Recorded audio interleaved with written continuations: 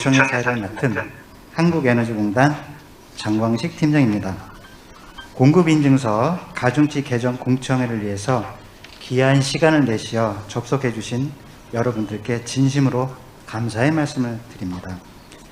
행사에 앞서서 금일 신재생에너지 공급인증서 가중치 개정 공청회 진행 순서를 말씀드리도록 하겠습니다. 첫 번째 순서로 산업부 신재생에너지 정책과장님의 인사 말씀이 있겠습니다. 다음으로 에너지경제연구원 조성민 팀장님의 공급인증서 가중치 개정안에 대한 주제 발표가 있겠습니다.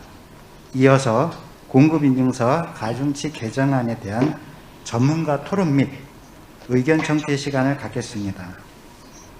장례 정리 후 사전에 들어온 질의와 현장 유튜브 질의에 대한 답변을 끝으로 15시 30분, 즉 1시간 30분 후에 걸친 공청회를 마치도록 하겠습니다. 그리고 이번 공청회와 관련된 질의는 소속 성함과 함께 채팅창에 자유롭게 올려주시면 추후 질의응답 시간에 답변 드리도록 하겠습니다. 그럼 지금부터 신재생에너지 공급인증서 가중치 개정을 위한 공청회를 시작하겠습니다. 이번 공청회는 신재생에너지 공급인증서 가중치 개정안에 대한 발표와 이에 대한 전문가분들의 토론 및 참여자분들의 의견을 듣는 자리입니다. 먼저 금일 공청회 참석자를 소개해 드리도록 하겠습니다. 산업통상자원부 신재생에너지 정책과 이재식 과장님 참석하셨습니다.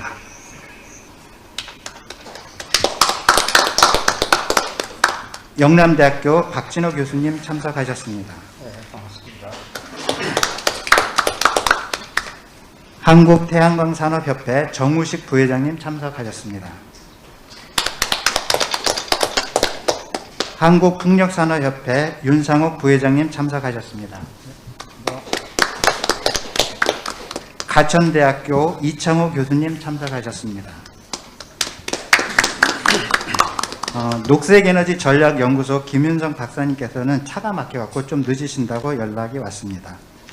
끝으로 에너지경제연구원 조상민 팀장님 참석하셨습니다. 다음으로 산업통상자원부 신재생에너지 정책과 이재식 과장님의 인사 말씀이 있겠습니다.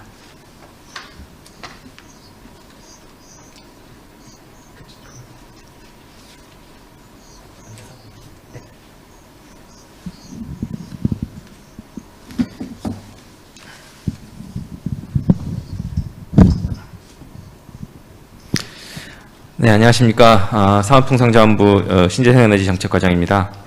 바쁘신 가운데서도 오늘 RCG 가중치 개편안 공청회에 참석해 주신 여러분께 감사의 말씀드립니다. 올해는 코로나 상황으로 인해서 불가피하게 온라인으로 진행을 하게 되었습니다. 덕분에 더 많은 사람들이 참여할 수 있는 것은 좀 다행이라고 생각을 합니다.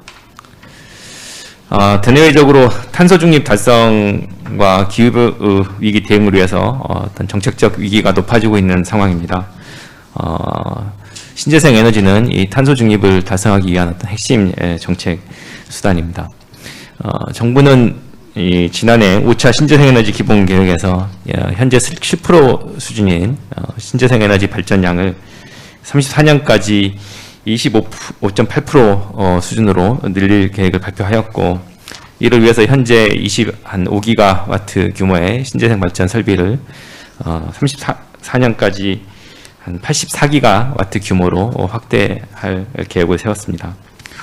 그리고 2017년 3020 계획을 수립한 이후에 18, 19, 20년 3년 연속으로 신재생 에너지가 보급 목표를 초과 달성하고 하는 어떤 실적 추세를 이어나가고 있습니다. 이번 REC 가중치 개편안은 저희 신재생법에 3년마다 개편을 하도록 돼 있어서 지난번 2018년도 6월달 가중치 개편안 이후에 3년 차 이번에 다시 이제 개편을 하게 되었습니다. 기본적으로 가중치 개편안은 원간 발전 원가나 이 경쟁 여건이 다른 상황을 맞춰서 조정해서 원간 어떤 경쟁이 가능하도록 함으로써 다양한 신재생에너지원을 보급하도록 하는 데 목적이 있습니다. 이 과정에서 저희가 발전 원가, 그리고 산업 활성화 영향, 온실가스 저감 효과, 주민 수용성, 부존 잔재랑 등 신재생에너지 법령에 명시된 가중치 요인을 고려하도록 되어 있습니다. 이번 REC 가중치 개편 방향은 크게 세 가지인 것 같습니다. 먼저 중장기 신재생에너지 보급 목표를 감안해서 균형 있는 보급과 원간 경쟁이 가능한 가중치 체계를 만들고자 하였습니다. 상대적으로 더딘 에너지원의 어떤 속도감 있는 보급을 위해서 가중치를 일부 조정하게 되었습니다. 두 번째는 에너지원의 경제성 분석을 기초로 해서 또 추가적으로 기술 혁신과 산업 활성화 효과 등을 추가로 고려했습니다. 그래서 기술 개발을 통한 이용 가능한 잠재량과 신산업으로서의 고용 창출, 지역경제 활성화 등 추가적인 파급 효과가 큰 에너지원도 검토를 했습니다. 마지막으로는 탄소 중립 달성, 그린뉴딜 이행 등 정부의 정책 수요를 가중치 체계에 반영하고 비용 효율적인 신재생에너지 보급을 통해서 부담을 최소화할 수 있는 방안을 고민했습니다. 오늘 공청회에서는 발전원별 경제성, 정책 환경 변화 및 다양한 이해관계자 의견을 수렴하여 마련한 REC 가중치 개편안을 에너지경제연구원 조상민 박사님께서는 설명드릴 예정입니다. 발표 이후에는 질의응답을 진행할 예정이니 궁금한 내용이나 의견 개진할 내용이 있으시면 말씀해 주시기 바랍니다. 2050년 탄소 중립을 앞두고 그 어느 때보다 신재생에너지에 대한 정부의 의지와 국민적인 관심도 큰 시기라고 생각합니다. 신재생에너지가 적극 확대돼서 탄소 중립을 속도감 있게 견인할 수 있도록 여러분의 적극적인 참여와 관심을 부탁드리겠습니다. 오늘 참석해 주신 여러분들께 다시 한번 감사의 말씀을 드리며 오늘 주신 의견들은 면밀하게 검토하고 필요한 부분들은 반영하여 저희가 7월 말에 최종 가중치를 확정할 계획입니다. 감사합니다. 네, 산업통상자원부 신재생에너지 정책과 이재식 과장님 인사 말씀 감사드립니다. 그러면 이제부터 신재생에너지 공급인증서 가중치 개정안에 대한 발표를 진행하도록 하겠습니다. 발표는 에너지경제연구원 조상민 팀장님께서 해주시겠습니다.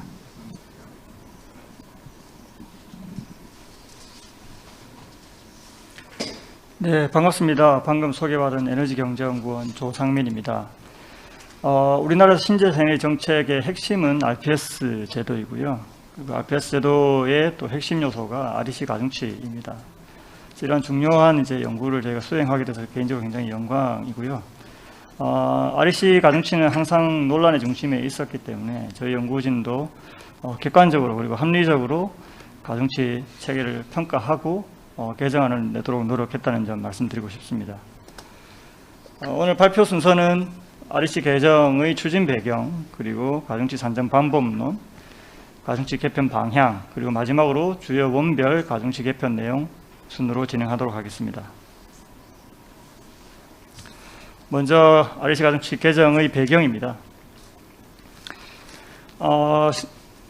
현재 신재생법에 따라서 신재생에너지 발전 원가, 그리고 상대 가격, 그리고 보고 실적 등을 고려해서 3년마다 REC 가중치를 개정하도록 하고 있습니다. 그리고 중간중간 수시 개정도 이루어지고 있고요. REC 개정을 통해서 신규 REC 가중치가 적용되는 대상은 신규 설치되어서 등록되는 설비를 적용 대상으로 하고 있고요. 기존 등록 설비는 REC 개정에도 불구하고 기존 가중치를 계속 적용하게 되어 있습니다. 2012년 RPS 제도가 시행된 이래 두 차례의 대규모 개정이 있었고요. 그중 1차 개정 2014년도 있었습니다. 당시에는 태양광 지목 구분의 폐지, 그리고 ESS에 대한 가중치 신설이 주요 내용이었습니다. 2018년에는 2차 개정이 있었고요. 2차 개정 당시에는 임야의 가중치를 하향시킨 것, 그리고 해상풍력, 연계거리, 가산이 추가된 점, 그리고 미용 산림 바이오매스에 대한 가중치가 신설된 점 등이 주요 내용이었습니다. 2차 개정 이후 다들 아시다시피 신재생에너지 보급이 빠르게 늘어나고 있습니다. 2018년부터 2020년 장정치까지 쭉 보시면 신재생 에너지 보급이 실적을 이제 능가하고 있는 그런 수준입니다. 그 중에서도 태양광과 연료전지가 목표를 초과 달성하고 있고요. 특히 태양광의 경우에는 목표를 초과 달성하고 시장도 이제 성숙한 것으로 그렇게 평가를 받고 있습니다. 반면에 풍력의 경우에는 2차 개정을 통해서 가중치 상향, 특히 해상풍력의 경우 가중치 상향이 있었음에도 불구하고 여전히 보급이 지연되고 있는 상황이고요. 시장도 아직 미성숙 단계로 평가가 되고 있습니다. 이러한 상황을 좀 고려해 본다면 REC 가중치 개편을 통해서 정부가 추구하고 있는 이제 포트폴리오라든지 목표를 관리할 필요성이 제기되지 않나 이렇게 생각할 수 있겠습니다. 다음은 가중치 산정 방법론입니다. 앞서 말씀드렸다시피 RPS 제도에서 REC 가중치는 핵심 요소 중에 하나이기 때문에 이러한 가중치를 산정함에 있어서 합리적이고 체계적인 방법론을 도입할 필요가 있다고 생각이 듭니다. 현재 가중치 산정 고려 요인으로는 신재생법 시행령상에 규정이 되어 있습니다. 환경 기술 개발, 산업 활성화 역량, 그리고 부존 잠재량, 온실가스 저감 효과, 전력 수급 안정화 역량, 주민 수용성, 발전 원가 등을 고려하여 가중치를 개정하도록 규정하고 있고요.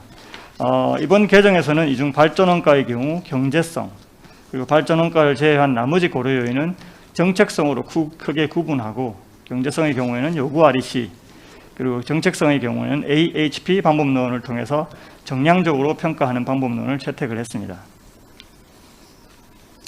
좀 더 자세히 설명드리겠습니다. 경제성의 경우에는 요구 REC를 정량적으로 분석을 하고 이를 바탕으로 경제성 기준 가중치를 도출을 했습니다. 여기서 요구 REC는 발전 원가에서 전력시장 보상을 제외한 가격이 되겠고요. 발전 사업자가 적정한 수익성을 확보하기 위해서 필요한 REC 가격으로 정의할 수 있을 것 같습니다. 정책성의 경우에는 AHP 분석을 통해서 평가를 수행하고 이를 정량화해서 정책성 기준 가중치를 도출하였습니다. AHP 방법론은 평가 요소가 복합적일 경우 세부 요인으로 계층화하고 이들을 쌍대비교를 통해서 상대적 중요도를 정량적으로 도출하는 방법론이고요. 공공기관 예비 타당성 평가와 같은 의사결정 또는 우선순위 결정에 널리 활용되고 있는 방법론입니다. 이러한 방법론을 통해서 도출된 경제성 점수와 정책성 점수를 가중평균하여 적정 가중치를 도출하였습니다. 적정 가중치를 도출할 때는 경제성의 중요도와 정책성의 중요도가 마찬가지로 고려가 되었는데요. 이 둘의 중요도는 AHP 분석 방법론을 통해서 도출되었습니다. 먼저 경제성 평가 결과입니다. 앞서 말씀드린 바와 같이 경제성 기준 가중치는 요구 REC를 통해 도출이 되고요. 요구 REC는 발전원가 분석, 즉 LCOE를 통해서 산정되게 됩니다. 저희는 이번 개정을 위해서 REC 가중치가 적용되는 거의 모든 에너지원 그리고 유형에 대해서 발전원가 분석을 수행을 했고요. 그런 발전원가 분석을 위해서 발전공기업, 한국에너지공단, 그리고 각종 연구자료 등 현재 가용한 거의 대부분의 자료들을 활용을 해서 LCOE 분석 결과의 합리성을 확보하도록 노력했습니다. 이렇게 도출된 발전원가 LCOE에 S&P를 차감하면 요구 REC가 도출이 되는데요. 그림에서 보시는 파란색 막대 그래프가 요구 REC 도출 결과라고 보시면 될 것 같습니다. 추후 자세히 설명드리겠지만 이번 개정에서는 일반 부지에 설치되는 중규모 태양광을 기준 전원으로 설정하였기 때문에 일반 부지 중규모 태양광의 요구 REC와 대안의 요구 REC 간의 비율로 경제성 기준 가중치를 도출한다고 보시면 될 것 같습니다. 예를 들자면 해상풍력의 경우에 일반 부지에 설치된 중규모 태양광 가중치의 2배가 넘는 3배에 가까운 요구 REC가 도출되었기 때문에 가중치 또한 2배 이상 3배에 가까운 가중치가 경제성 기준으로는 요구된다라고 보시면 될 것 같습니다. 따라서 2018년 2차 개정 이후 태양광의 발전 원가가 다른 에너지원에 비해 상대적으로 빠르게 하락했기 때문에 이번 개정에서는 상대적으로 다른 에너지원들의 가중치 상향에 대한 요구가 있을 수 있다는 점을 이해하시면 좋을 것 같습니다. 다음으로 정책성 평가 결과입니다. 정책성은 이제 AHP 분석 방법론으로 가중치를 도출을 하고 그런 평가 요소별로 평가 대안을 각각 평가한 이후에 평가 요소의 중요도와 평가 결과를 합산하여 곱하여 결과를 도출하는 방법론을 채택을 했습니다. 먼저 경제성과 정책성의 경우에 경제성이 정책성에 비해서 약 2배 가까이 중요한 것으로 나타났습니다. 이것은 재생에너지 원간의 비교에 있어서는 정책성보다는 경제성을 우선적으로 고려할 필요가 있다는 것을 의미하고요. 정책성의 경우에는 다시 제2계층으로 구분하였습니다. 첫 번째 요소는 경제산업적 측면이고요. 두 번째 요소는 환경적 측면입니다. 경제산업적 측면은 다시 국내 기술 및 산업 활성화, 전력 수급 안정화, 그리고 부존 잠재량의 세부 요소로 구분이 되고요. 환경적 측면은 온실가스 배출 저감 효과, 지역 환경 영향, 그리고 지역 주민 수용성의 세부 요소를 포함하고 있습니다. 경제산업적 측면과 환경적 측면의 중요도를 평가한 결과 경제산업적 측면의 중요도가 환경적 측면에 비해서 2배 이상 중요한 것으로 나타났습니다. 이는 재생에너지 원간을 비교함에 있어서 또는 가중치 우선순위를 정함에 있어서 경제산업적 측면에서 우수한 재생에너지가 더욱 높은 가중치를 부여받을 필요가 있다는 것을 의미합니다.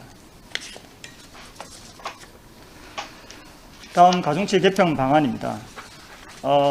기본적으로 이번 REC 가중치 개정은 앞서 설명드린 그런 체계적인 방법론을 통해 또 정량적으로 올해 발표된 5차 신재생에너지 기본계획은 정부 이런 정책 방향을 잘 제시하고 있습니다. 해당 계획에서는 단기적으로 5대 혁신을 통해서 재생에너지를 주력 에너지화하겠다. 그리고 장기적으로는 탄소 중립을 실현하겠다는 것을 목표로 제시하고 있고요. 세부 정책 과제로 RPS 시장 효율성 제고를 제시하고 있습니다. 그리고 RPS 시장 효율성을 제고함과 동시에 경제성, 친환경성, 정책성을 고려하고 CHPS 도입, 그리고 신재생 열 보급 제도 도입 등 타부문 지원 제도의 도입과 함께 연계하여 진행하겠다는 것도 그것 또한 이제 세부 정책 과제로 제시하고 있습니다. 또한 신재생에너지 포트폴리오에 있어서는 태양광과 풍력 중심으로 보급을 확대해 나가겠다는 것을 명확하게 하고 있습니다. 이러한 장기 정책 방향 하에서 금번 REC 가중치 개편은 3대 정책 방향을 제시하였습니다. 첫 번째는 균형 있는 재생에너지 보급을 확대하되 태양광과 풍력 중심이라는 중장기 목표를 반영하겠다는 것이고요. 두 번째는 탄소 중립과 같은 정책 수요를 반영하되 비용 효율적으로 재생에너지를 보급하겠다는 것입니다. 세 번째는 원별 경제성 변화를 반영을 하고 그 외 연관 산업 육성과 같은 정책성도 충분히 반영하도록 하겠다는 것이 개편 방향이라고 말씀드리겠습니다. 이러한 3대 개편 방향 하에서 세부 정책 방향을 설정을 하였습니다. 먼저 기준 전원은 중규모 태양광으로 설정을 했습니다. 2018년 2차 개정에서는 중규모 태양광과 육상 풍력을 동시에 기준 전원으로 설정을 했습니다. 당시에는 이 두 개 전원의 발전 원가가 유사했기 때문에 그렇게 설정할 수 있었습니다. 하지만 지난 3년간 태양광의 발전 원가가 빠르게 하락하면서 두 기준 전원 간 발전 원가 격차가 확대되었기 때문에 더 이상 두 에너지원을 동시에 기준 전원으로 활성화하기는 힘들었고요.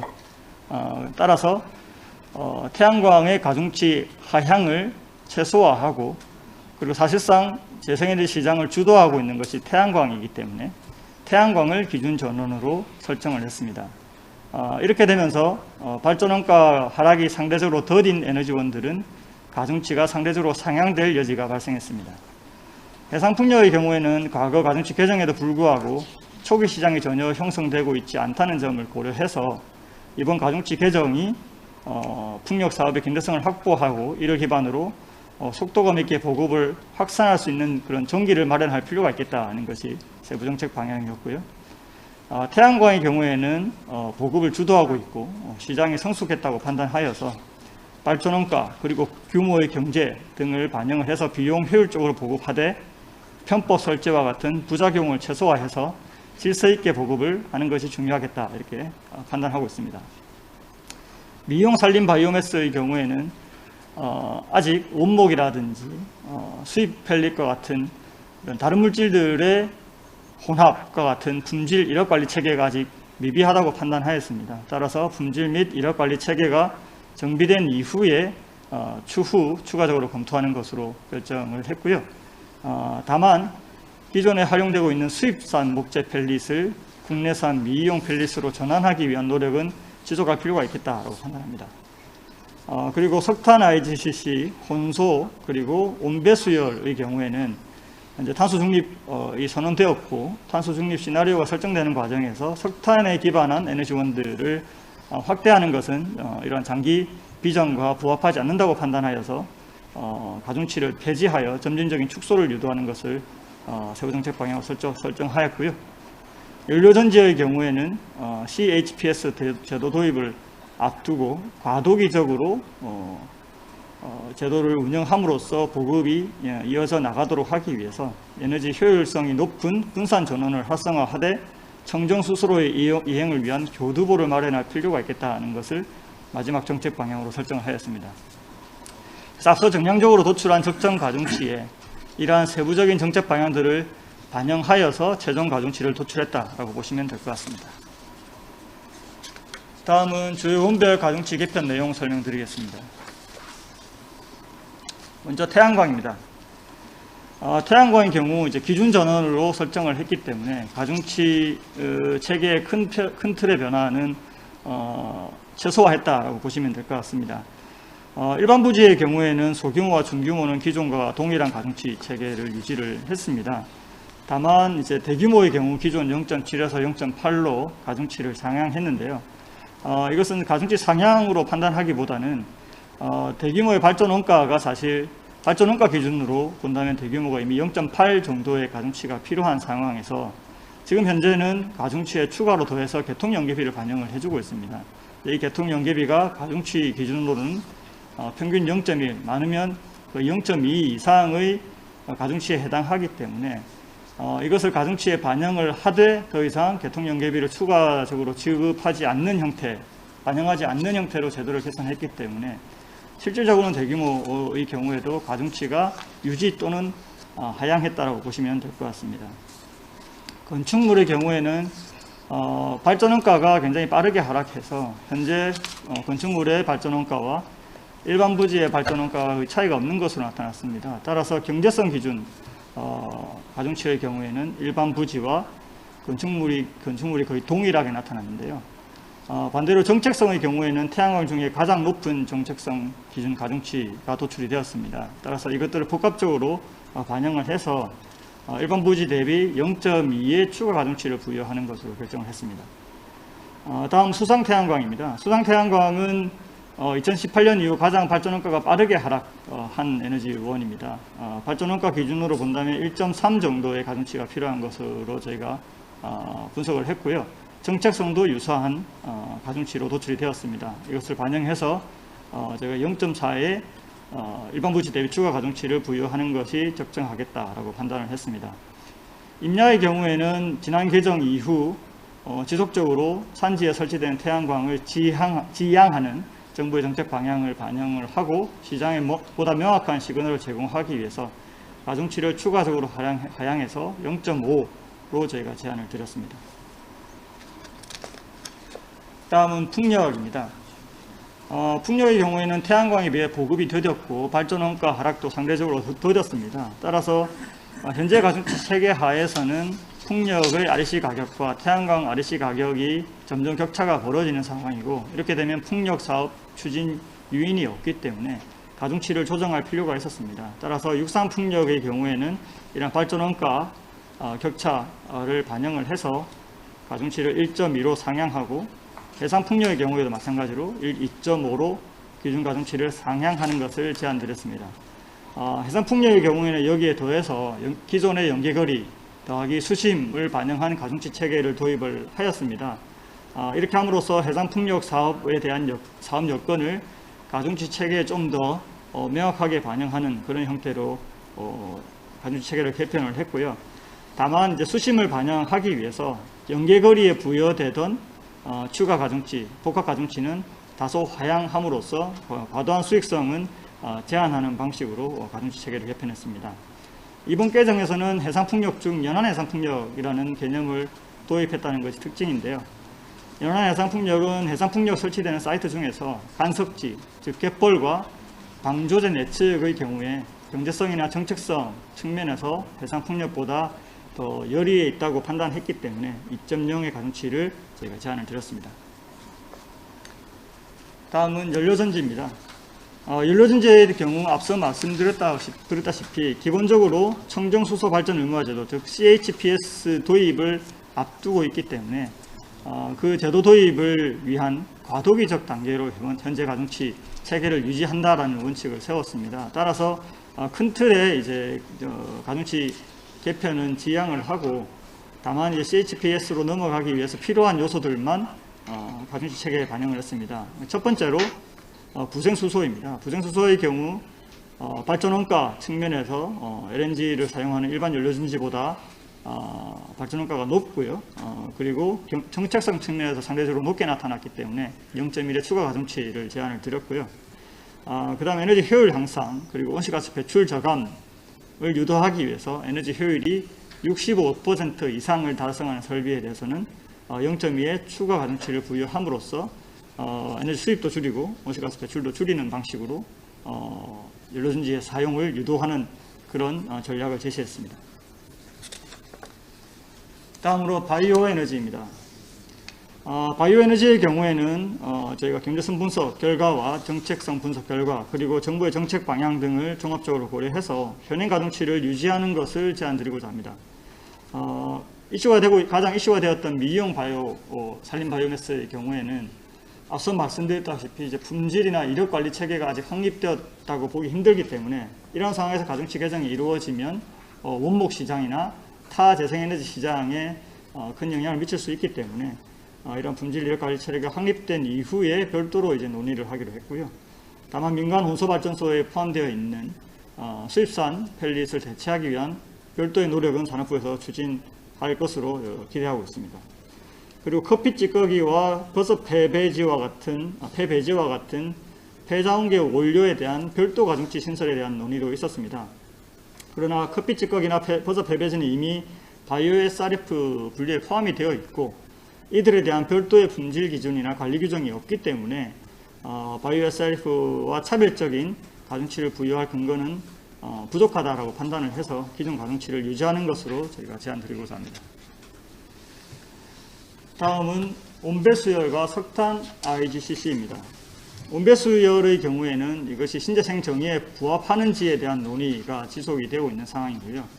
그리고 이제 RPS 제도가 전력을 대상으로 전기 사업자의 이제 부담을 지우는 제도이기 때문에 순수하게 열을 활용하는 수열이 RPS 제도의 적용 대상으로 적정한지에 대한 논의, 그리고 온배수열이 사실상 석탄 발전소에 기인한다는 점, 이런 점들을 고려해서 가중치에서 제외하는 것을 저희가 제안드리고 싶고요.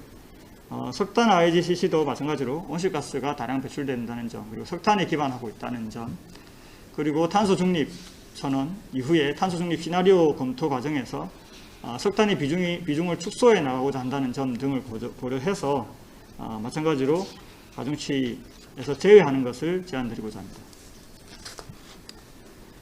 다음 기타 폐기물 해양 수력입니다. 폐기물과 해양의 경우에는 경제성 분석 결과와 정책성 분석 결과를 바탕으로 해서 큰 틀의 변화는 저희가 제시하지 않았고요. 다만 방조제가 없는 조력의 경우에는 가중치를 일부 하향해서 방조제가 없는 곳에 방조제를 신설해서 이제 조력 발전소 설치하는 것보다는 기존 방조제가 있는 곳을 활용하는 쪽으로 이제 조력 발전의 개발을 유도하는 것을 정책 방향으로 하고 있고요. 수력의 경우에는 그 높은 필요성에도 불구하고 발전원가 격차로 인해서 경제성을 확보하기 어렵다고 판단을 했습니다. 따라서 가중치를 1.5로 상향하는 것을 제안드리고자 합니다.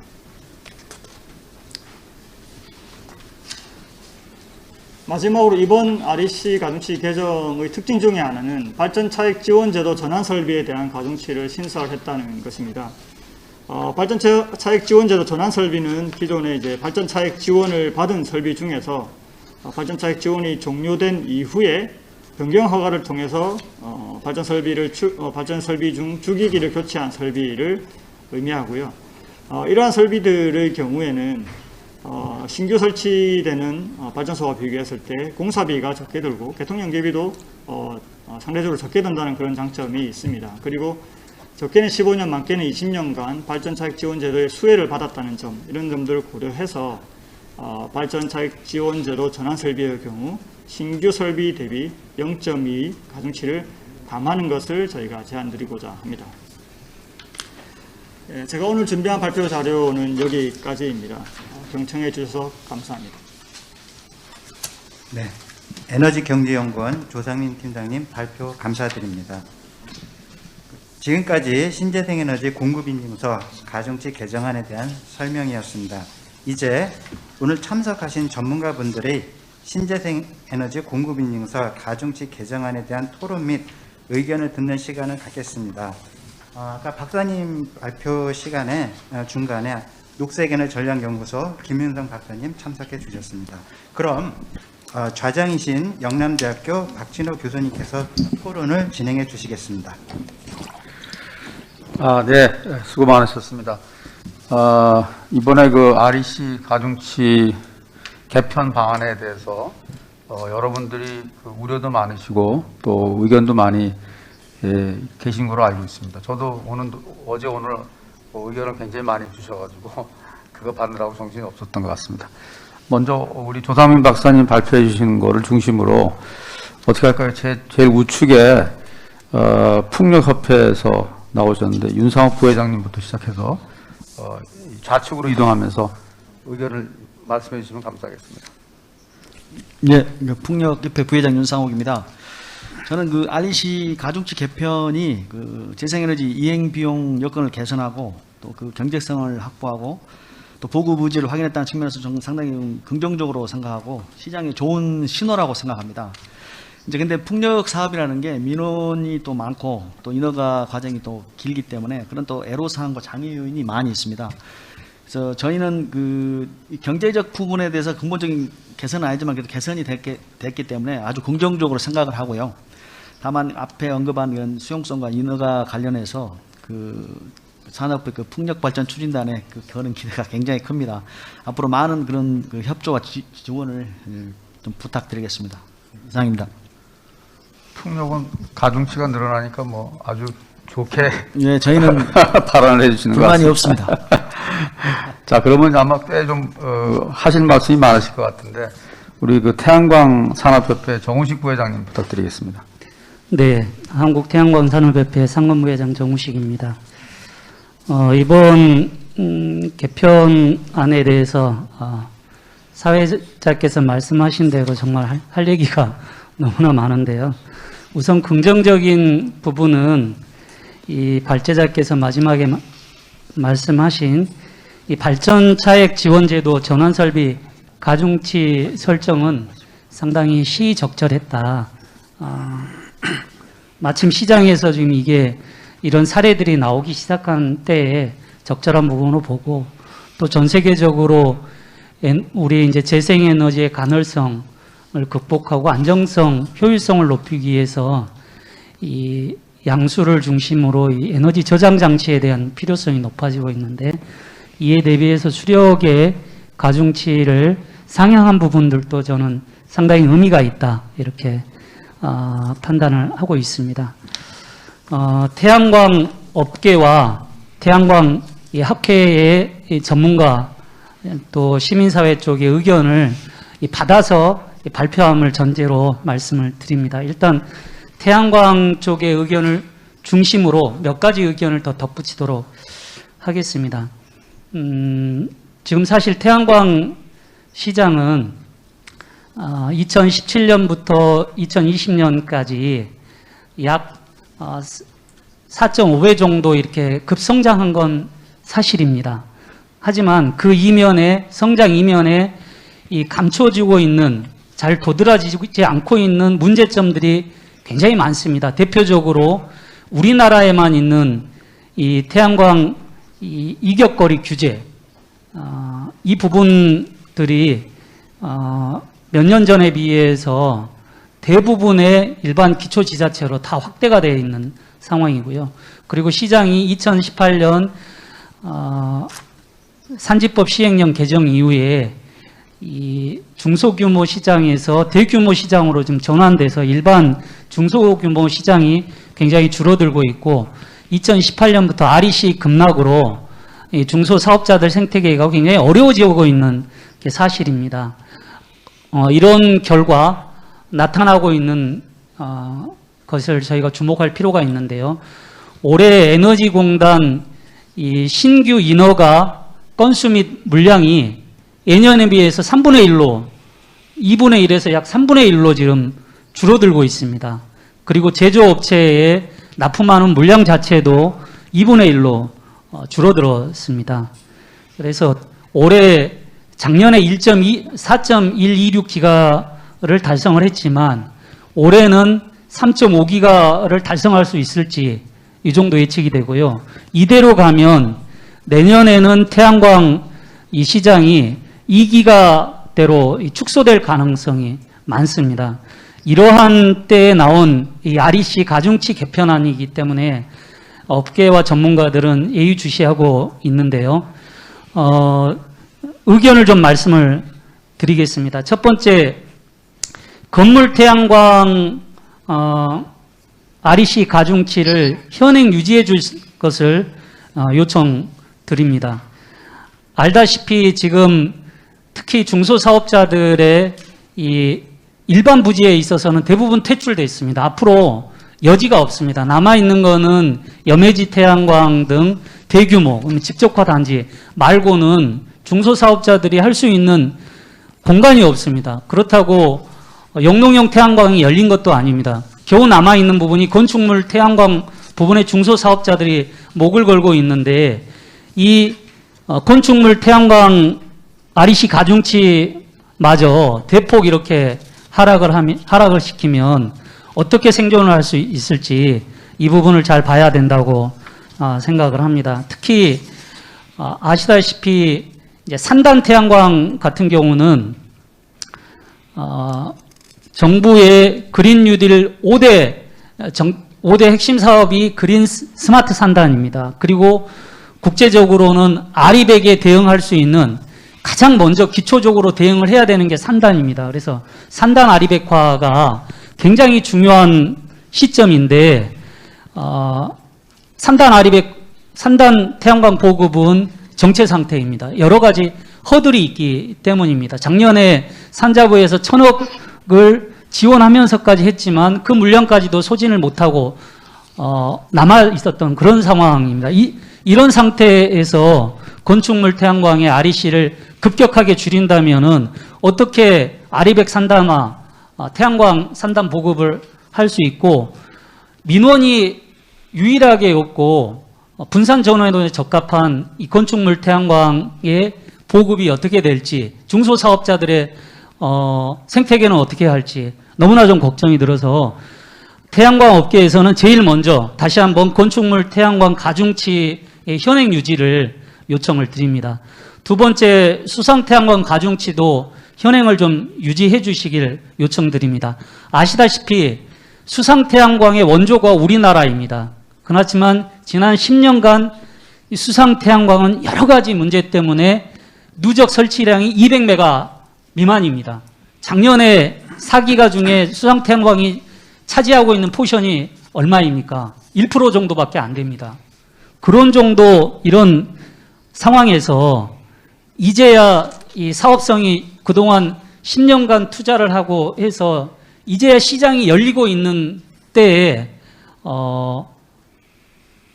이렇게 이 찬소리를 맞게 된다면 기본적으로 열리고 있는 시장 자체도 줄어들 가능성이 많고 아시다시피 수상 태양광은 이 산업적으로 보더라도 해외 시장 개척 여지가 가장 큰 블루오션 중에 하나입니다. LCOE로 분석을 하더라도 예를 들면 지금 해창망 95메가 수상 태양광 같은 경우 메가당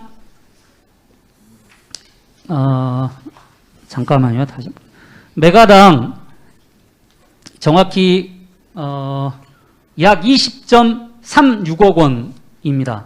그리고 합천에 지금 40메가 올해 12월에 준공될 합천 수상 태양광은 메가당 20억 원이 설정되어 있습니다. 근데 LCOE로 분석을 하면 킬로와트 시당 180원이 LCOE 가격입니다. 그런데 만약 1.2를 적용한다면 BC로 봤을 때 마이너스가 될 수밖에 없습니다. 실제 이런 상황인데도 불구하고 이렇게 대폭 하락한다라는 것은 수상태양광 자체를 하지 말자라는 것으로 시장에서는 받아들일 가능성이 많다.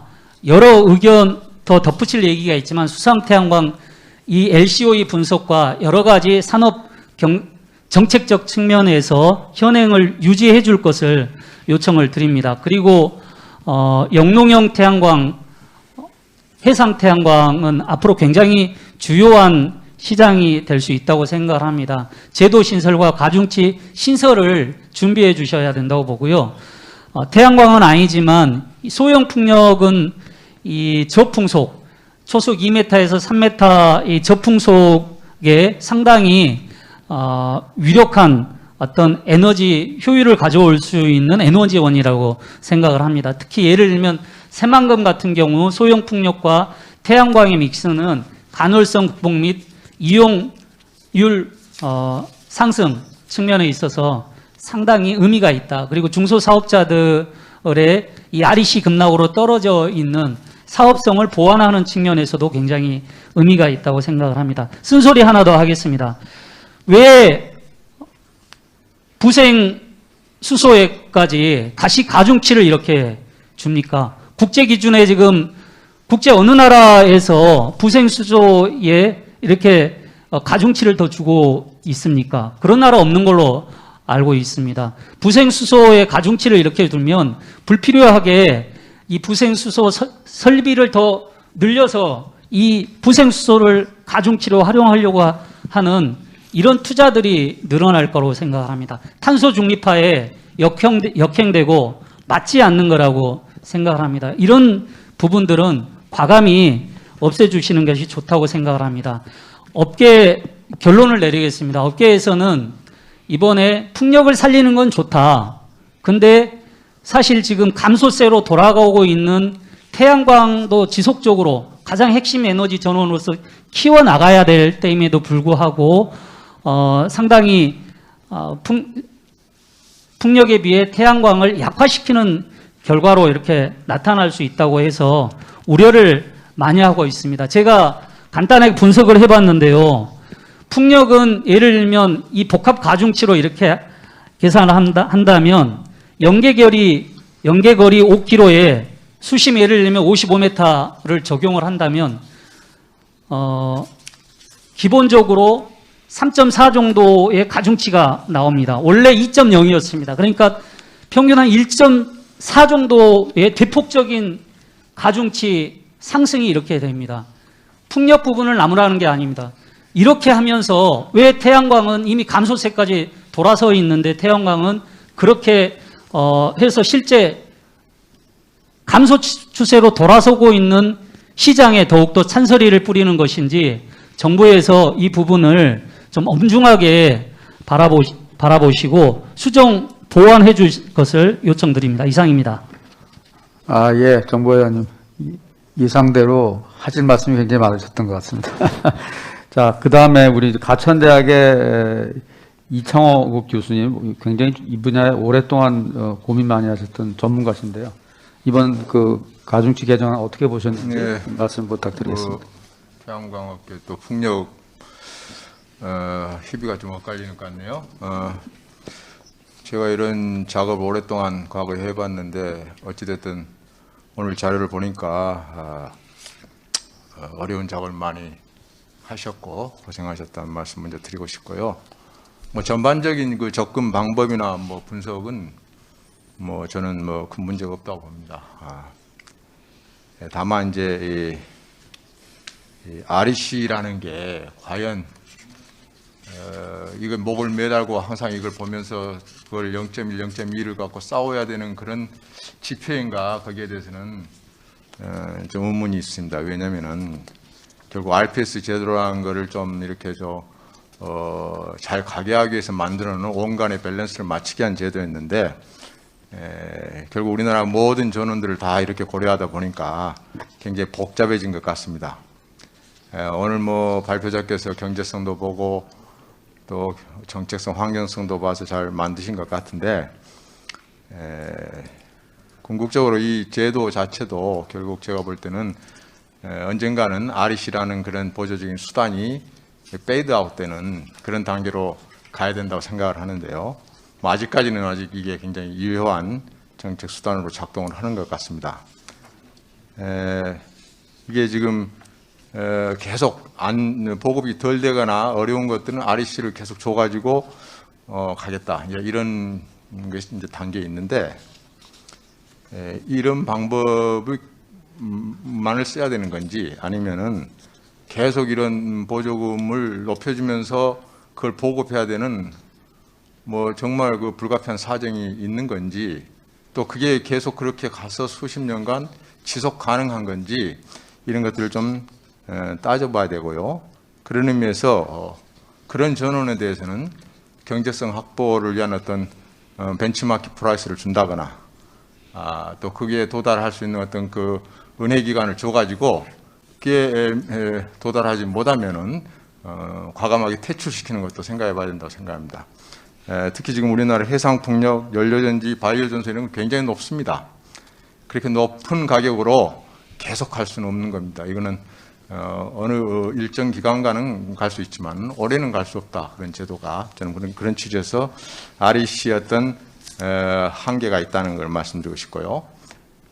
가중치 개선안을 좀 들여다보았습니다. 보았더니 뭐 풍력을 제외하면은 그 전반적으로 큰 변화가 제가 볼 때는 없다. 뭐 이렇게 보여지고요. 다만 태양광에서 그 대규모의 굳이 뭐 0.1 이런 걸 조절을 해가지고 뭐 다른 빌미를 제공할 필요가 있겠는가? 물론 오늘 들어보니까 시스템 비용 이런 게 좀 속사정이 있는 것 같습니다만은 좀 일견 보기에 대규모에 또 우대하는 듯한 그런 외관이 나와서 좀 그런 생각이 들고요. 두 번째로 이렇게 수상 태양광 규모를 나누는 것은 저는 뭐 바람직하다고 봅니다. 그렇지만 이게 가중치 수준을 그렇게 계속 페이버를 줄 필요가 있는지에 대해서는 좀 퀘션입니다. 물론 정책성을 여기에 더 배려한 것 같긴 한데요. 수상 태양광이 그렇게 대단한 정책적인 그런 드라이브를 해야 될 부분인지 대해서 좀 살펴봐야 된다. 왜냐하면 그게 어떤 면에서는 경제성이 더 좋을 수도 있습니다. 그래서 저도 뭐 이거 수상 태양광 제가 처음에 만들 때 좀 가중치를 높여주긴 했지만 이제는 좀 그런 것들이 좀 더 레벨링 되는 쪽으로 가는 게 제가 볼 때는 맞다고 보고요. 임야적은 저는 뭐 찬성합니다. 왜냐하면 무분별한 산지 훼손 이런 것들 너무 이제 부작용이 많기 때문에요.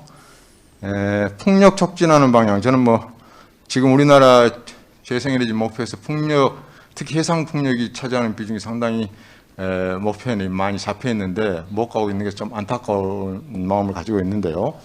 그렇다고 이걸 계속 가중치를 높이는 방식으로 간다는 게 과연 바람직한가 여기에 대해서는 퀘션입니다.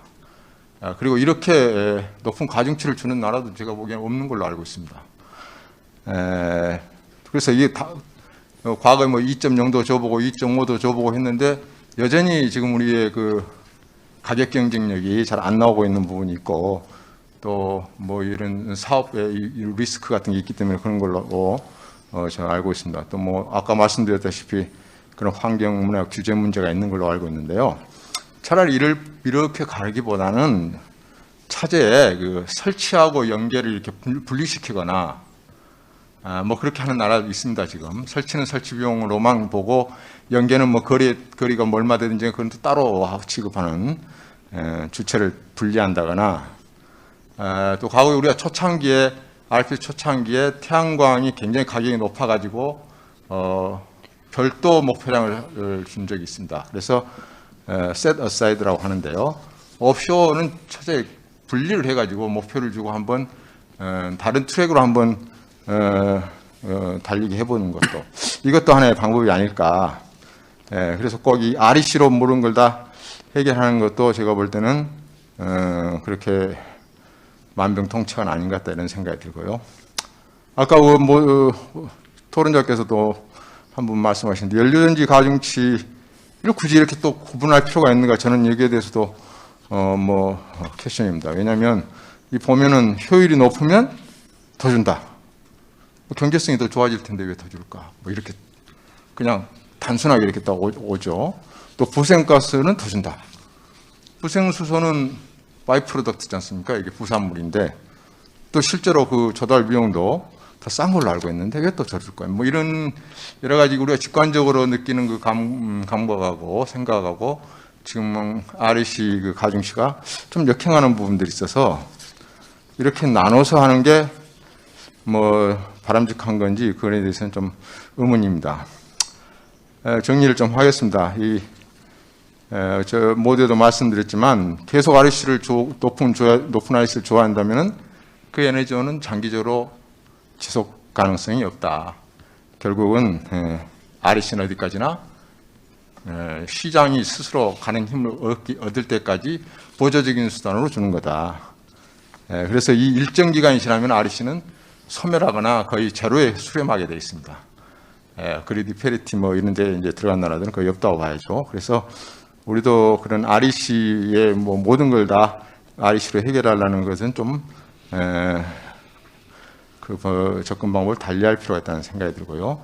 특히 지금 한국형 FIT도 있고 뭐 고정 가격 유찰도 있고 이 다른 수단들이 공존하는 상황에서 이제는 재생에너지의 이 가격 신호 제공 또 보조적인 역할 이게 REC가 멈춰야 되는 거 아닌가. 저는 뭐 그런 의미에서 이번 REC 개정안이 이제 그런 REC의 그 역할을 좀 제고할 수 있는 기회가 됐으면 좋겠습니다. 이상 토론 마치겠습니다. 예, 감사합니다. 이 박사님. 저희가 한때 주어진 시간이 3시 반까지로 일단 1차가 돼 있으니까 마지막으로 우리 산업부 이재식 과장님 말씀 전에 김윤선 박사님 좀 말씀 부탁드리겠습니다. 예, 의견 말씀드리겠습니다. 전반적으로 볼 때 일단 우리나라는 2050년 탄소 중립 목표 달성을 선언을 했고 이 목표를 달성하기 위해서는 매년 16에서 17기가와트 정도의 태양광과 풍력 설비가 새로 설치가 되어야 합니다. 지속적인 보급이 이루어지기 위해서는 재생에너지 사업에 투입되는 비용 대비 이윤이 적정한 수준에서 보장이 되어야 할 것으로 보이고요. 그런 점에서 일단 RPS 의무 이행률이 2030년 25%로 개정된 것은 긍정적이라고 생각이 됩니다. 하지만 우리가 2050년 탄소 중립은 2030년에는 재생에너지 목표가 40% 정도 돼야 된다고 분석들이 나오고 있어서 지속적인 RPS 비중의 상향이 이루어져야 할 것으로 보입니다. 사실 미국에서도 계속 한 3, 4년마다 계속 RPS 목표를 높이고 있기 때문에 우리가 기준연도, 목표연도를 2030년에 대해서도 목표를 강화하는 것이 그것이 어려운 일은 아닐 것이다. 그렇게 보고 싶습니다. 그리고 결국 사실 REC의 가격을 결정하는 것은 가중치라기보다는 사실 수요입니다. 때문에 RPS의 목표를 25%를 2030년에 맞추기보다는 조기 달성하는 계획이 필요할 것 같고요. 그리고 그거에 따라서 원벌 보급 계획을 계속 가속하는 것이 중요하다고 생각이 됩니다. 이번 가중치 개편의 방법론에 대해서는 저도 적절하다고 생각이 됩니다. 근데 전체적으로 개정안을 살펴보면 말씀 나누어 주신 것처럼 임야에 대해서는 가중치를 낮췄고 그리고 소규모 수성 태양광이나 대규모 태양광의 가중치가 상향된 점이 보이고 건물 태양광이 좀 하향된 점이 보입니다. 이런 점은 이제 여러 가지 의견들이 있어서 물론 운영을 해봐야겠지만 실제적으로 지속적인 수익이 보장된 수준에서 한번 검토가 있을 것으로 생각이 됩니다. 또 하나 긍정적인 것은 이제 일단 석탄 활용하는 에너지원의 가중치가 폐지되어서 IGCC나 수열이 폐지된 점, 그리고 바이오매스 혼소가 점진적으로 축소되는 점은 긍정적입니다. 하지만은 아직도 이제 연료전지가 여전히 남아 있고, 그리고 수입산 바이오매스도 여전히 상당 기간 남을 전망이어서 빠른 시기에 퇴출 시점이 좀 명확해지고 RPS 이행은 태양광과 풍력 그리고 국내산 바이오에너지가 중심이 되었으면 좋겠습니다. 그리고 여러 가지 이해관계를 조정하다 보니 생긴 일이겠지만 REC 체계가 지난 2018년보다 더 복잡해진 것은 좀 아쉬움으로 남습니다. 우리가 REC 전체적으로 또 그러니까 가격이 1이 돼야 되는데 지난해 저희가 살펴보면 1.3이라고 나오거든요. 전반적으로 좀 좀 전반적으로 가중치들이 많이 높아진 점들이 보여서 그런 점들은 좀 재고가 필요할 것 같습니다. 해상폭력 관련해서도 저도 높은 가격으로 계속할 수 없다는데 좀 동의가 되고요. 이 수심에 대한 고려는 이제 동해안의 풍력 사업에 대한 것이 있어서 고려가 된 것 같은데요. 해상폭력 보급에서 가장 시급한 건 사실 공개적인 이 공개 입찰 계획이 좀 나와야 될 것 같습니다. 이 시점이 나와야 되고 자칫하다간 우리나라는 세계에서 유일하게 해상폭력을 공개 입찰을 하지 못하는 나라가 될까봐 약간 좀 우려가 됐습니다. 제안드리고 싶은 거는 이제 우리가 자가용 설비나 뭐 협동조합 설비나 또 소규모 설비에 대해서는 FIT를 차라리 확대를 하고 대규모 개발에서는 공개 입찰을 해서 재무적인 불확실성은 줄여드리고 하는 이런 명시적인 계획 이게 계속 미뤄지고 있는데 우리가 이것을 이제 본격적으로 논의해야 하는 시점이 아닌가 그렇게 생각이 됩니다. 예, 이상 말씀 마치겠습니다. 예, 감사합니다. 한 3분 남았는데 저도 드릴 말씀인데 제 말씀은 나중에 휴식 후에 하고요. 우리 그동안에 나온 의견 감안하셔서 우리 이재식 과장님 코멘트 부탁드리겠습니다. 다양하게 말씀을 주셨고 구체적인 가중치는 선생님 것과 또 자세하게 말씀드릴 거라고 생각을 하고요. 큰 차원에서 좀 몇 가지 말씀드리면 일단 이제 뭐 말씀하신 대로 가중치라는 게 이제 원간에 이 어떤 볼펜자가 차이가 나는 걸 고정을 해서 다양한 원을 개발을 해야 되는 거고 특히 이제 저희가 해상풍력 쪽에 크게 변화가 된 부분이 하나인데 그 부분은 좀 저희가 고민이 있습니다. 다른 나라랑 좀 사정이 다르게 저희가 이제 아시겠지만 뭐 국토가 좁고 그다음에 인구 밀도가 높고 또 산지가 한 3% 되기 때문에 사실은 그리고 저희가 또 수력이 뭐 크지도 않고 결국에는 이제 앞으로 탄소 중립이든 2030년 NDC를 높이기 위해서는 태양광과 풍력 중심으로 갈 수밖에 없고요. 그래서 3020 뭐 계획이라든지 이런 데서는 태양광이 한 60% 조금 안 되게 하고 이제 풍력이 한 30% 정도 가까이 이렇게 하는 걸로 제 목표가 제시가 되어 있는데 현재 이제 실적을 기준으로 보면 저희가 아직 뭐 풍력이 이 태양광의 10분의 1 정도밖에 안 되는 수준입니다. 그래서 여러 가지 저희가 입지적인 면에서 좀 한계가 있긴 하지만 풍력을 개발하지 않고서는 태양광만 가지고는 여러 가지 가능성, 개통에 대한 문제도 있고 하기 때문에 결국엔 저희가 안고 가야 되는 어떤 그런 큰 도전적인 과제 중에 하나입니다. 그래서 그런 부분들을 적극적으로 고려했다는 말씀을 드릴 수 있을 것 같고요. 그리고 이제 큰 차원에서 보면 앞에서 이제 뭐 김성 박사님이랑 몇 분이 얘기하셔 주셨지만 저희가 사실은 뭐 가중치를 뭐 전체적으로 다 높일 수 있으면 제일 좋겠지만 사실은 그건 답이 아닌 것 같고 저희가 지금 가장 우려하시는 것 중에 하나가 이제 저희가 현물시장 REC 가격이 하락인데 그게 사실은 뭐 태양광이나 이런 게 가중치가 작아서 뭐 문제가 뭐 발생된 건 아니고 그러니까 REC 자체의 어떤 가격의 문제인데 사실은 수면 위에 드러나는 건 사실 이게 비교하기 좋게 가중치로 1.0, 뭐 1.1 이렇게 돼 있어서 사실 이제 일반인들은 이제 이 차이가 상당히 크게 느껴지지만 좀 더 그 사실상 태양광 REC 가격이나 그다음에 태양광 사업자들을 유인하는 거는 그 큰 어떤 밑에 수요와 공급의 어떤 그런 그 흐름이고요.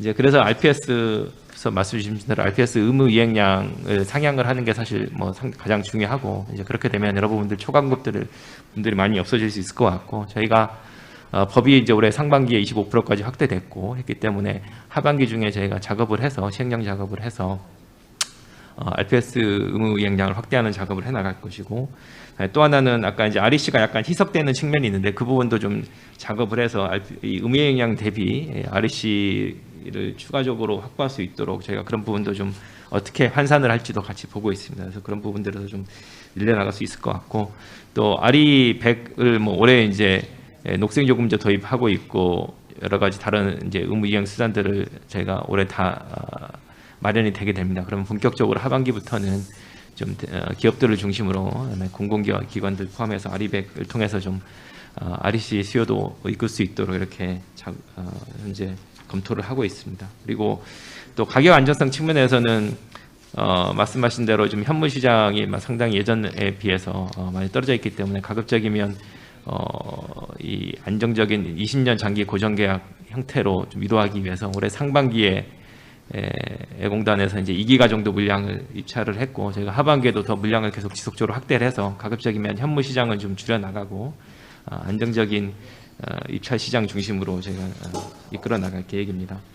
그리고 또 하나 이제 큰 허들이 이제 여러분이 말씀 주셨지만 결국엔 또 규제이지 않습니까? 그래서 이것거리 규제가 이제 지자체 태양광하고 풍력 뭐 이런 데를 계속 좀 늘어나고 있고, 어떤 군은 뭐 사실 조사를 해보니까 1%도 군에서 이 이역거리를 다 따지면 태양광을 설치할 수 없는 뭐 그런 군도 있는 것 같은데, 그러니까 저희도 좀 그 문제를 심각하게 보고 있고요. 그래서 이것도 또 좀 적극 저희가 개선을 해 나가고, 그다음에 풍력 같은 경우는 여러 가지 인허가 규제라든지 지금 주민 수용성 뭐 이런 부분들 같은 경우도 저희가 원스톱숍법이나 뭐 이런 것들을 통해서 점진적으로 좀 개선을 해서 전체적으로 뭐 REC는 여러 신재생 정책이나 RPS 정책의 하나긴 하지만 그런 다른 것들이 복합적으로 같이 사실은 잘 굴러가야지 이 REC 가중치도 결국엔 잘 작동이 될 수 있을 것 같고, 좀 그런 차원에서 좀 가중치 개편을 좀 바라봐 주셨으면 좋을 것 같고, 이제 오늘 여러분들이 얘기 주셨지만 뭐 특히 저희가 이제 7월 말에 확정이지만 좀 의견 주신 것들은 저희가 뭐 예를 들면 건물탄과 같은 경우도 이제 여러 분이 의견을 주셨고 또 나름 뭐 타당한 측면도 있고 해서 저희가 경제성 부분은 발전 단가가 크게 높지는 않지만 다른 정책적 측면에서 좀 더 그런 부분들이 볼 것이 있는 것들이 좀 있는지 그걸 좀 같이 조상인 박사랑 전문가들이랑 같이 좀 검토를 해 나가서 7월 말에 좀 확정할 계획입니다. 예, 이상입니다. 예, 1부 잠깐 여기서 마쳐야 되겠죠? 네, 2분 남았습니다만은. 네, 마치고 조금 이따 2부 다시 시작하도록 하겠습니다. 네, 지금까지 그 신재생 에너지 공급 인사 가중치 개정안에 대한 전문가 분들의 의견을 듣는 시간이었습니다. 잠깐 한 5분 정도 정리 시간을 갖고요. 그 15시 8분에 다시 뵙도록 하겠습니다.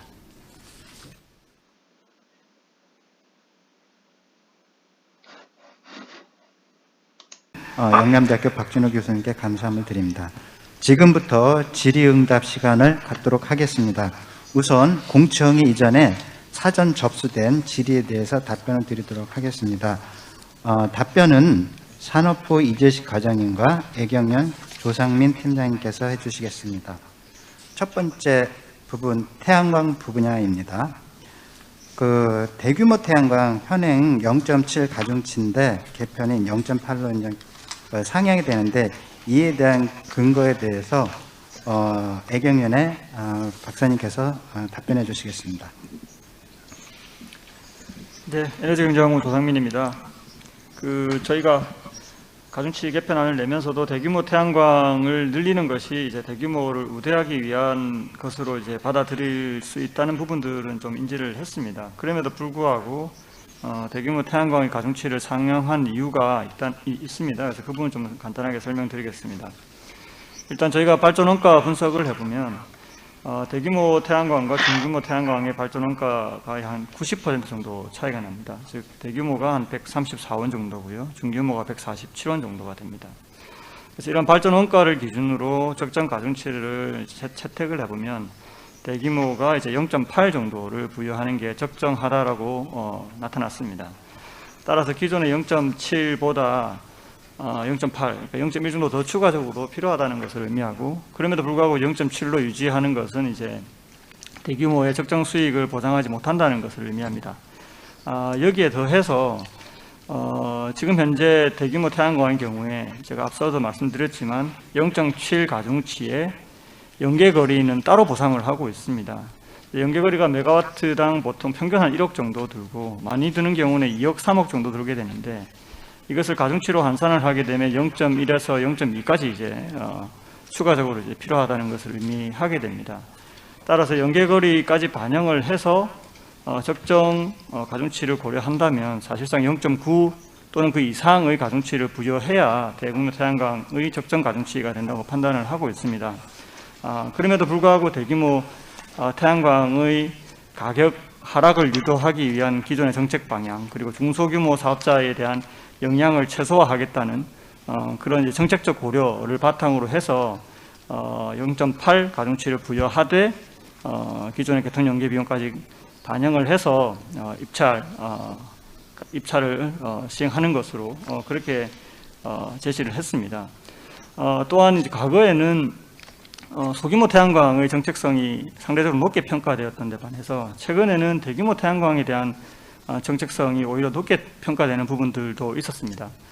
그 이유는 아시다시피 대규모가 소규모에 비해서 이후에 이제 감시나 예측, 원격 제어와 같은 개통과 관련된 부분에서 소규모보다 유리한 부분들이 있고 그래도 국내 산업 파급 효과 측면에서도 소규모보다 유리한 부분들이 있기 때문에 이러한 것들이 이제 반영이 되어서 정책성도 상대적으로 과거에 비해서 높게 평가가 되었습니다. 이런 것들을 종합적으로 반영을 해서 적정 수익성은 보장하되 중소규모보다는 좀 더 비용 하락을 유도하는 방식으로 이제 0.8의 가중치를 제안드렸습니다.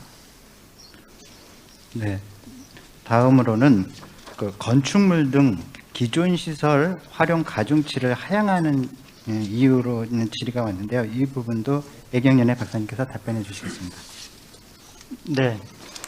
저도 발표 때 할 때 잠시 말씀드렸다시피 저희가 기존에 설치되었던 거의 모든 건축물 태양광의 캐펙스를 분석을 해보고 그리고 이제 저희가 별도로 견적도 받아봤고요. 그리고 전문가 자문도 이제 여러 차례 받아봤습니다. 그 결과 현재 건축물의 경우에 일반 부지보다 오히려 건설비 시공비가 더 적게 드는 경우도 많고 평균적으로 이제 일반 부지와 과거와 달리 일반 부지와 차별할 수 있을 만큼의 시공비 차이가 발생하지 않는다는 것이 이제 실제 데이터 그리고 전문가 자문으로부터 이제 저희가 확인이 되었고요. 그 결과 발전원가를 기준으로 분석을 해보면 사실 일반 부지 태양광과 건축물 태양광을 차등할 근거를 저희가 찾지는 못했습니다. 다만 그럼에도 불구하고 앞서 말씀드렸다시피 정책성 평가에서는 모든 태양광 유형 중에서 건축물 태양광이 가장 높은 정책성 평가를 받았습니다.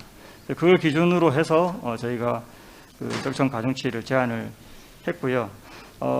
저희가 이렇게 가중치를 낮추는 데 대한 고민이 없었던 것은 아닙니다. 건축물을 앞으로 장려해야 되는 부분이기 때문에. 다만 과도한 REC를 부여하는 것은 다른 일반 부지의 태양광과 역차별의 문제도 있고 과거 보셨다시피 이제 버섯사나 곤충 재배사와 같이 이런 편법 행위들이 발생하는 것이 수익성 대비 과도한 발전원가 대비 과도한 수익성을 일부 누릴 수 있었기 때문에 이런 이제 편법 행위가 발생했다고 보고 있습니다. 지금은 이제 건축물에서 발생하는 REC가 굉장히 많기 때문에 이렇게 적정하지 못한 가중치 체계 하에서 과다하게 발급되는 또는 저렴하게 발급되는 REC가 다른 이제 건전한 사업자들에게는 또 피해로 작용할 수도 있기 때문에 그런 부분들을 고려해서 적정한 수준의 건축물 가중치를 제시하는 것이 필요하다고 생각했고 그에 따라서 이제 일반 부지 대비 0.2의 추가 가중치를 제안드렸습니다. 네. 네, 다음으로 수상태양광 중대규모 수상태양광 가중치가 이번 이제 하락하는 것으로 나왔는데 이에 대한 이유를 질문하셨습니다. 이 부분도 애경연 박사님께서 답변해 주시겠습니다. 네, 제가 또 답변 드리겠습니다.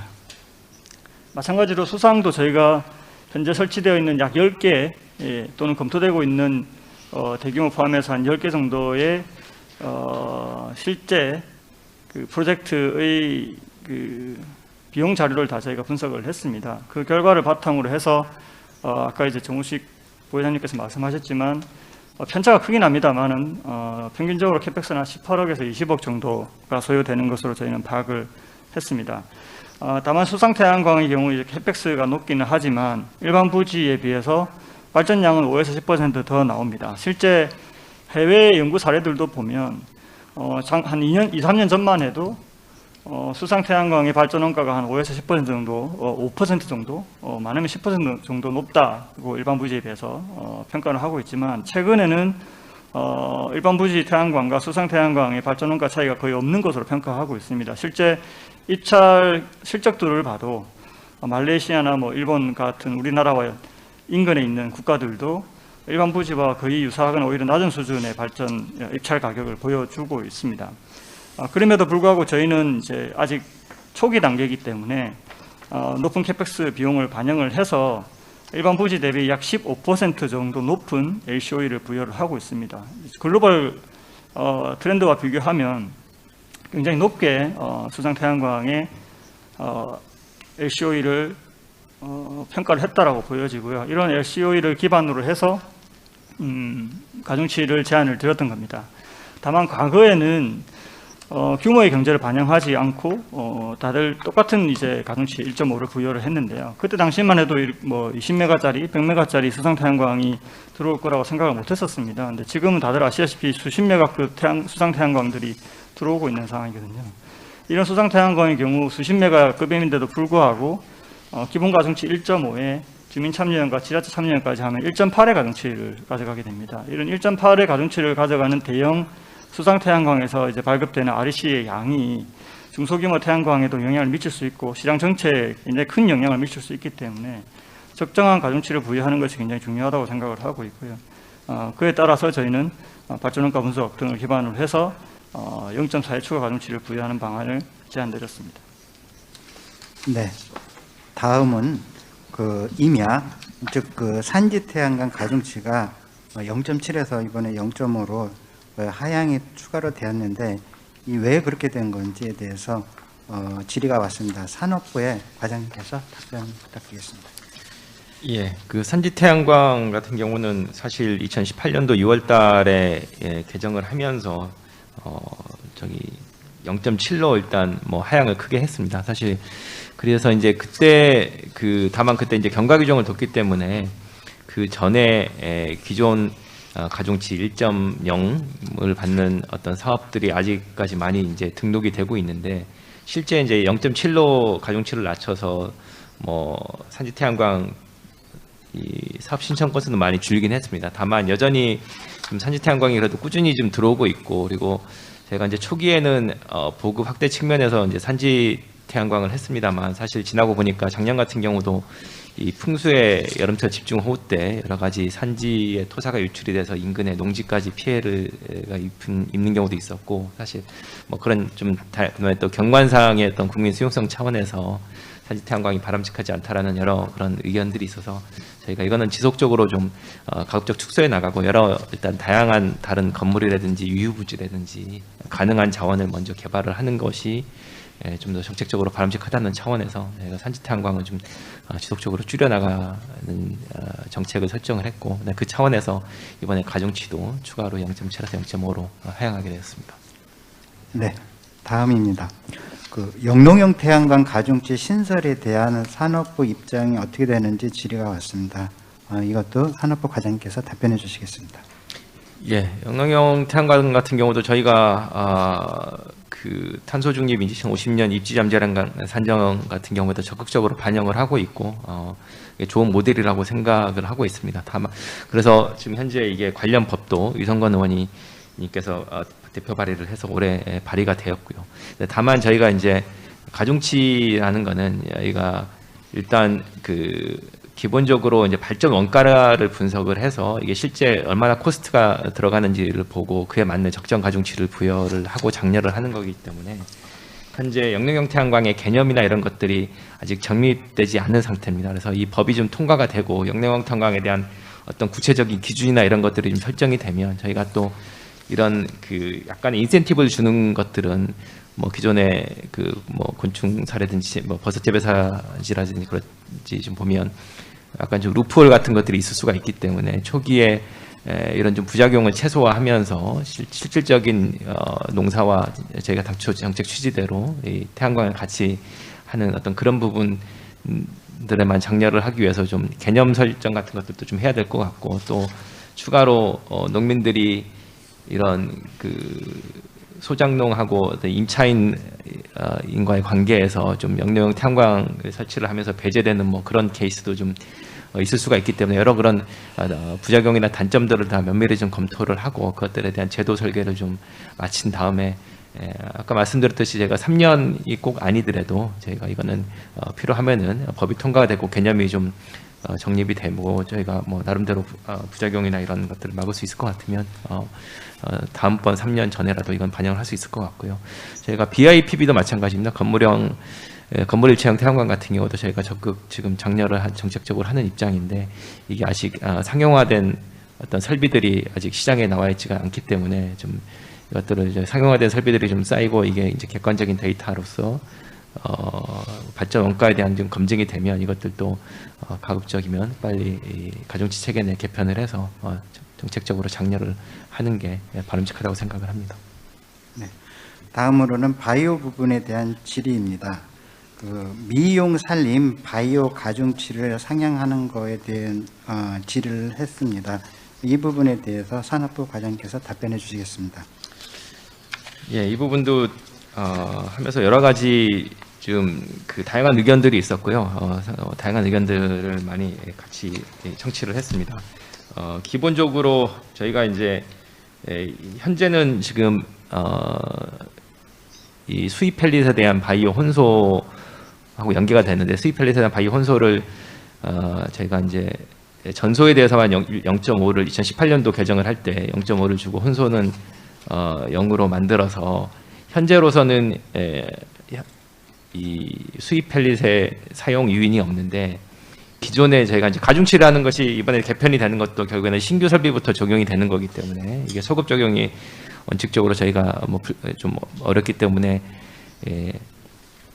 그 기존 설비에 대해서 제가 손을 못 대고 있는데 저희가 지금 현재 지금 목재 펠릿 같은 경우는 예전에 이제 1.5 전소 그다음에 혼소 1.0을 줄 때에 들어간 설비들이 많이 있습니다. 그래서 그때 이제 수입 펠릿 같은 경우 작년 기준으로 한 260만 톤을 수입해서 좀 쓰고 있는데 이것들을 사실은 좀 가급적이면 국내에 미용되는 어떤 자원으로 대체를 하는 것이 바람직하겠다라는 여러 가지 공감대가 있어서 저희가 그 부분에 대해서 검토를 했습니다. 근데 지금 아직 그 국내의 미용 자원이 사실은 이제 원목 살림을 벌채를 하고 나면 원목을 여러 가지 나무나 이제 이런 걸로 쓰고 그 남은 잔여 장가지 등을 쓰는 것들이 사실은 미용인데 이것들에 대한 어떤 품질 관리 체계가 아직 상당히 좀 논란이 있습니다. 예를 들면 원목을 좀 일정 부분 이하만 써야 되는데 원목을 과다하게 미용에 섞어서 쓰는 경우도 저기 그 펠릿으로 만드는 경우도 있고 그다음에 수입 펠릿을 섞어가지고 같이 국내 미용자를 섞어가지고 양을 부풀리는 경우도 있고 하기 때문에 그런 아직 품질 관리 체계가 좀 안 돼 있고 그다음에 또 국내 펠릿 그 생산 캐파가 지금 현재 한 작년 기준으로 30만 톤, 33만 톤 정도밖에 안 되기 때문에 이것들을 지금 미용 바이오 가중치를 올리면 이거를 국내를 대체하는 게 아니고 오히려 국내산에 대한 미용에 대한 어떤 그 품질 논란만 좀 가중시키고 악화시킬 우려가 있어서 일단은 산림청이 이 부분은 먼저 미용 자원에 대한 품질 관리 체계를 정비를 하고 그다음에 실제 이제 국내에서 나올 수 있는 캐파나 이런 것들이 얼마나 되는지 이런 것들을 좀 면밀히 검토를 한 다음에 추가적으로 검토를 해야 될 부분이다 이렇게 일단 산림청과도 얘기를 했고 여러 관련 기관에도 설명을 했고 그 부분에 대해서 공감대를 구했습니다. 네, 현행 기타 바이오 에너지는 가중치 1.0, 흑액은 0.25 이번 개편에도 현행 유지로 되어 있습니다. 그 질문하신 분은 그 가축 분뇨, 하수 슬러지, 흑액 등이 이런 그 가중치에 상향이 필요하지 않겠는가 이렇게 좀 질의가 들어왔습니다. 애경윤 박사님께서 답변해 주시겠습니다. 네, 그 가축 분뇨 고형화 연료, 하수 슬러지 고형화 연료의 경우에 국내에서 지금 실제로 가동되고 있는 플랜트가 몇 개 되지 않아서 사실 경제성 분석하는데 좀 어려움을 겪었습니다. 특히 가축 분뇨의 경우에는 한 군데 있는 것으로 저희가 알고 있고요. 저희가 이제 최대한 확보할 수 있는 자료들을 바탕으로 이제 발전 원가를 분석해 보면 140원이 조금 안 되는 수준으로 저희는 파악을 했습니다. 그리고 또 제가 신뢰할 만한 곳으로부터 경제성을 확보할 수 있는 적정한 S&P 플러스 REC가 어떤 수준인지 저희가 자문을 받았을 때도 한 150원 정도를 말씀하셨거든요. 지금 현재 이제 중규모 태양광, 일반 부지 중규모 태양광이 발전 원가가 140원 후반대입니다. 따라서 가축 분뇨나 하수 슬러지를 활용한 고형화 연료 발전소의 경우에 일반 부지 태양광 수준의 발전 원가가 분석이 되었고, 따라서 현재 가중치인 1.0을 0보다 상향할 만한 근거는 없다고 판단을 해서 1.0 유지로 저희가 제안을 드렸고요. 흑액의 경우에는 사실 발전 원가를 분석하는 것 자체가 사실 의미가 없습니다. 부산물에서 이제 나오는 원료를 가지고 이제 발전을 하는 거고, 그리고 더욱이 국내에서 흑액을 이제 연료로 활용할 수 있는 업체가 딱 한 군데밖에 없기 때문에 사실상 추가적인 사례도 앞으로 나오기 힘들 것 같고, 또한 산업 활성화 측면에서도 그런 측면에서 본다면 크게 의미가 없다고 판단을 하고 있습니다. 따라서 현행 가중치 유지를 제안을 드렸습니다. 네. 다음으로 그 바이오 SRF 그 상향 등 그 바이오에 대한 RC 가중치 상향 검토가 필요한 것이 아닌가 이런 질의가 왔는데 이 부분에 대해서는 산업부 과장님께서 답변해 주시겠습니다.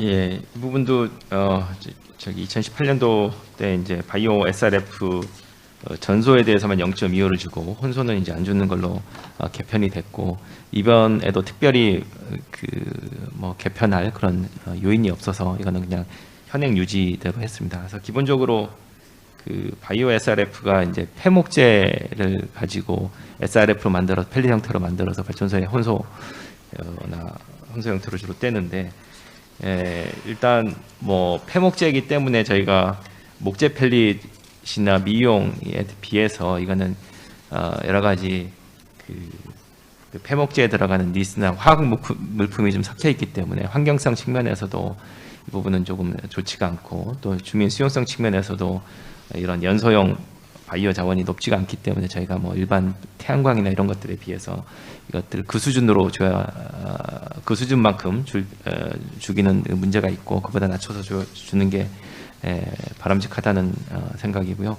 그래서 이제 현재 체계로 유지가 됐고, 특히 또 이 바이오 SRF 같은 경우는 이게 폐목재가 원료가 이 연료로 쓰이는 이 바이오 SRF 말고도 또 폐목재를 가지고 또 다른 가구나 이런 쪽에도 쓰이고 있기 때문에 여기서 또 추가적으로 이걸 상향을 하거나 이렇게 되면 또 자원 배분이 왜곡이 되고 오히려 더 좀 더 좀 밸류가 가치가 높은 곳에 쓰여야 될 이런 그 폐목재들이 이런 연료로 대량으로 쓰이게 되면 또 자원 배분도 좀 왜곡하는 효과도 있기 때문에 이 부분들은 현재대로 현행대로 유지를 하는 게 일단 적정 합리적이다라는 판단을 했습니다. 네. 연료전지 부문 질의로 넘어가겠습니다.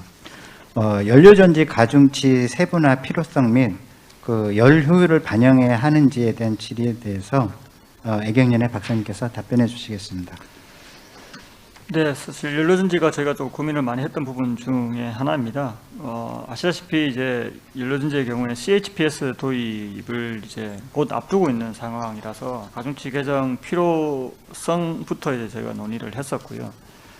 다만 이제 CHPS가 아직 확정이 안 돼 있는 상황에서 RPS 제도를 통해서 그 CHPS가 이행되기 전까지 연료전지 보급 그리고 시장을 유지하기 위해서 몇 가지 조치가 필요하겠다라고 판단을 했습니다. 첫 번째가 부생수소고 두 번째가 이제 열효율이라고 보시면 될 것 같습니다.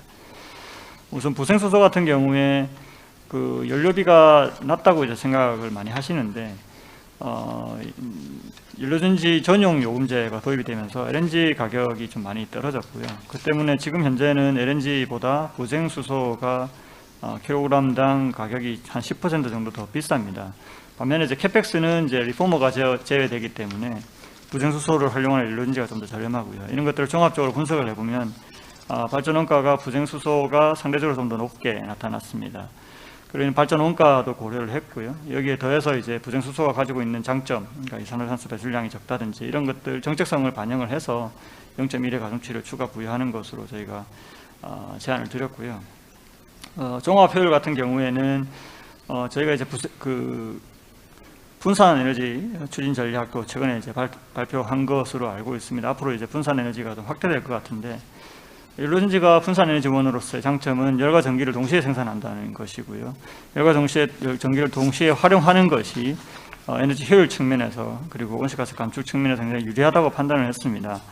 따라서 열과 전기를 동시에 활용하는 것이 발전 원가 측면에서는 좀 낮아지기 때문에 REC를 감소시킬 여지도 있겠지만, 정책적으로 본다면 이 열 전기를 동시에 활용하는 것이 굉장히 중요하기 때문에 65%라는 기준이 상당히 높은 기준입니다. 그래서 이런 엄격한 기준을 만족하는 경우에는 추가 가중치를 부여함으로써 분산 에너지를 확대하고 열전기를 동시에 사용함으로써 효율을 향상시키는 방향으로 연료전지 사용을 유도하기 위해서 이런 제안을 드렸습니다. 네. 다음은 조력, IGCC 수열, 리페어링 및 기타 부분 질의입니다. 이번 가중치 개정에서 IGCC하고 수열 에너지는 그 가중치가 제외가 되었습니다. 그 이유에 대해 질의가 왔는데 산업부 과장님께서 답변해 주시겠습니다. 예, 이번에 그 IGC랑 수열이 기존에 이제 가중치가 들어가 있었는데 이번에 그걸 이제 IGC 같은 0.25에서 개편하는 0으로, 그다음에 수열 같은 경우도 1.5에서 좀 0으로 저희가 초안을 마련을 했습니다. 이유는 기본적으로 저희가 이제 사실 초기 신재생 보급 초기에는 여러 가지 저희가 국내에서 자체적으로 가능한 신에너지원들을 좀 다양하게 발굴을 해서 가급적 적극적으로 좀 개발을 하려는 측면이 있었습니다. 그런데 저희가 이제 보급량도 OECD에 비해서 뭐 평균보다는 많이 낮지만 그래도 어느 정도 이제 활성화가 되고 있고 안정적인 기반, 이제 신재생의 확대 기반이 마련됐다고 보고 있고, 그래서 여러 가지 이제 작년 같은 경우도 저희가 폐기물 기반의 어떤 바이오 에너지는 제외를 했고, 그러니까 국제적인 기준에 저희도 맞춰서 좀 국제적 기준의 재생에너지하고 좀 거리가 먼 것은 정비를 해나갈 필요가 있다라고 정책적으로 판단을 했습니다. 그런 차원에서 IGCC 같은 경우도 사실은 뭐 효율이 높은 석탄 발전이기 때문에, 가스 발전이기 때문에 기존의 석탄 발전소보다는 환경성이 높지만 이거를 재생에너지로 보고 신재생에너지 차원에서 지원을 하는 건 맞지 않다라고 판단을 했기 때문에 이번에 가중치에서 제외를 하게 됐고요.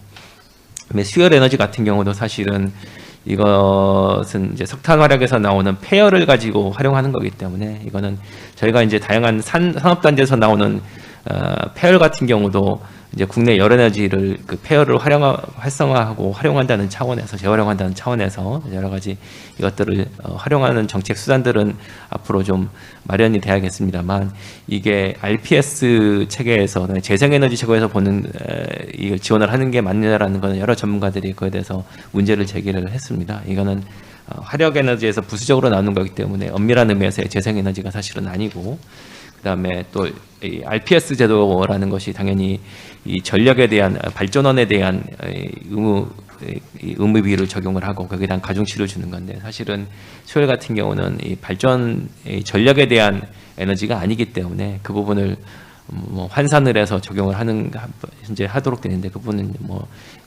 기준에서 엄밀한 의미에서 보면 기준에서 맞지 않기 때문에 그런 부분들 좀 제외를 해서 이번에 좀 이걸 합리화 좀 해야 될 어떤 그 재생에너지 가중치를 합리화하는 차원에서 그거를 제외하는 걸로 일단 초안을 마련했습니다. 네. 그 발전차액 지원제도 그 전환 설비, 흔히 리파워링이라고 얘기를 하는데요. 그에 대한 대상 및 적용 기준에 대해서 질의가 왔습니다. 이 부분은 애경연의 박사님께서 답변해 주시겠습니다. 네. 이번 개정안의 특징 중 하나가 제가 이제 발전차익 지원제도 전환 설비에 대한 가중치 추가라고 말씀드렸는데요.